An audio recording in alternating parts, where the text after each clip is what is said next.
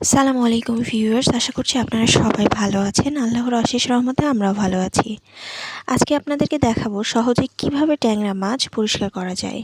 So এখানে আপনারা দেখতে পাচ্ছেন, প্রথমে আমরা ট্যাংরা মাছগুলো কেটে নিয়েছি। তারপরে এখানে পরিমিত পরিমাণে লবণ ছিটিয়ে এভাবে মাখতে হবে, যাতে গা থেকে সমস্ত ল্যালপা বেরিয়ে যায় এবং মাছগুলো দেখতেই পাচ্ছেন ধীরে ধীরে পরিষ্কার হওয়া শুরু করেছে।